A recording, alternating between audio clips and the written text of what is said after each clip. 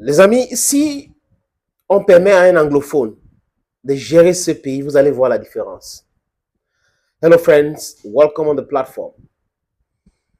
Vous savez, il y a on va dire, un système et deux sous-systèmes éducatifs au Cameroun. Mais moi, je pense qu'il y a deux systèmes éducatifs. Il y a le système anglo-saxon et le système francophone. Et là, si vous regardez la façon que ces deux systèmes fonctionnent, vous allez comprendre qu'il y a un autre système qui est purement colonialiste. Oui, parce que les Français ont géré le Cameroun francophone avec ce qu'on a appelé le Direct Rule System. Pendant que les Britanniques ont géré le Southern Cameroun avec le Indirect Rule System. Ça veut dire quoi? Ça veut dire que du côté anglophone, c'est des élites anglophones qui géraient le pays avec certains conseils venant du Royaume-Uni. Par contre, c'est Paris qui gérait le Cameroun francophone qui a eu son indépendance en 1960, le 1er octobre, directement avec les mesmers, les mercenaires, les méchants, les criminels. C'était comme ça. Et voilà, c'est entré dans la tête. Et on a créé des écoles comme l'ENAM, où les administrateurs qui sortent de l'ENAM pensent qu'on est toujours dans l'époque coloniale. Où on peut les dire que pour manifester, c'est sur la déclaration, c'est sur une déclaration. Mais ils viennent vous parler sur des autorisations. Une loi au Cameroun, il n'y a aucune loi au Cameroun qui demande l'autorisation d'un sous-préfet pour une manifestation. On parle de déclaration pour qu'on puisse canaliser tout cela. Mais au Cameroun, on est parti des déclaratifs à autorisation. Donc, c'est un peu comme ça, les amis.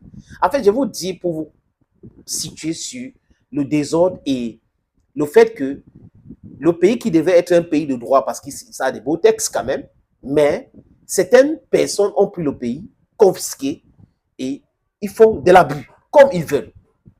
Regardez l'image que vous avez vue, je crois que je vous ai montré cette image, au stade Amadou Ahidjo, à Yaoundé.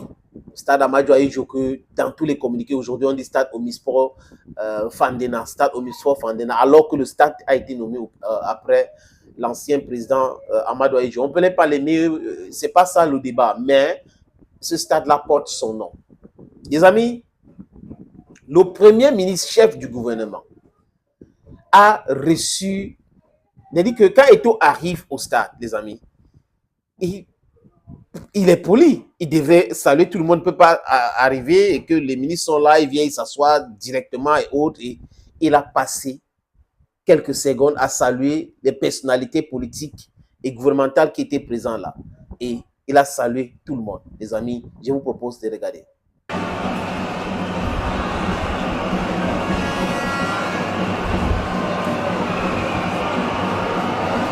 Vous allez constater que quand tu es l'aîné, chez nous les Bantous, c'est l'aîné qui tend la main vers son jeune frère ou son fils. Eto'o est arrivé au niveau de, vous avez vu, au niveau de Mouele Kombi, c'est comme ça, parce que Mouele Kombi n'a pas tendu la main. Donc, ça veut dire qu'il y a l'animosité entre les deux.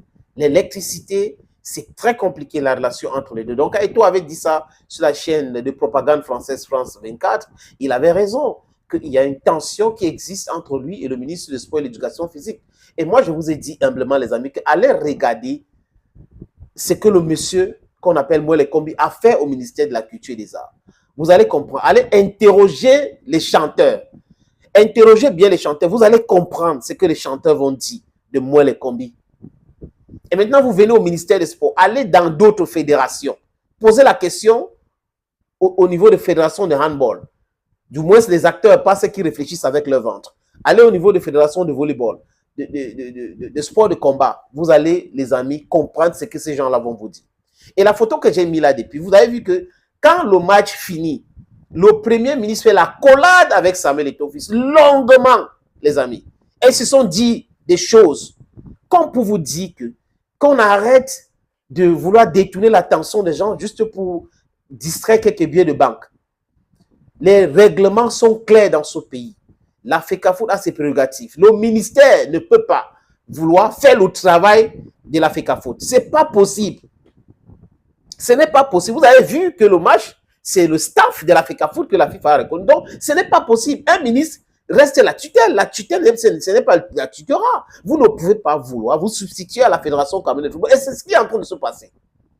Il y a un décret de 2014, les amis, je vous ai proposé ici, je crois qu'il y a une vidéo dans ce sens sur cette plateforme qui est claire, qui dit qui doit faire quoi, qui doit toucher l'argent, c'est clair. La convention aussi est claire. Pourquoi le ministre ne veut pas respecter tout simplement cela? He doesn't want to respect it because he wants to humiliate Samuel Eto'o. That's the whole idea. If you permit that to happen, it will happen in other spheres in the society. And that's what Anglophones are suffering today because of lawlessness. People don't want to respect the rule of law. People are using the law in their own advantage because they are in a vantage position. They are using the law to disrespect people, to, I don't know, to abuse, to brutalize, and they justify it. You're getting the point. The Prime Minister Joseph John Gute is a jurist. He's a law erudite. Donc, il connaît le droit. C'est un juriste aussi qui a longtemps pratiqué. Parce qu'il y a une différence entre les juristes de la craie, dont les agrégés qui écrivent là, passent des temps, et ceux qui pratiquent. Donc, c'est deux choses différentes. Vous pouvez être agrégé de droit et un avocat qui est au tribunal tous les jours vous bat. Parce que lui, il est là, il interprète ça tous les jours, c'est son travail. Practice makes perfect. Bamenama non top, big grammar. Donc, le Premier ministre qui a reçu la correspondance de Samuel Eto'o fils avec M. Vondo Ayolo, vous avez vu comment il a embrassé Samuel Eto'o, il a salué Samuel Eto'o longuement. Ça ne vous dit rien. Ça vous dit qu'il y a un réseau qui est en train de vouloir torpiller le travail de Samuel Eto'o, qui met les bâtons dans les rues de Samuel Eto'o, et nous devons combattre cela parce que ça va nous arriver. C'est ça la dictature. Ça veut dire que quand les gens commencent à abuser de leur pouvoir et qu'on ne dit pas stop, on ne les arrête pas, on cautionne, ils vont continuer comme ça. Ils vont piétiner tout le monde parce qu'ils vont dire ceci. Vous avez vu quand Eto'o était président de la fédération, n'est-ce pas, le ministre avait nommé les staffs, nommé tout le monde, pourquoi il n'avait pas contesté? Et vous contestez pourquoi aujourd'hui? C'est comme les autres qui disaient concernant la crise anglophone. Et le Cameroun a tous les problèmes et tout le monde a les problèmes. Pourquoi les anglophones se plaignent? Incroyable.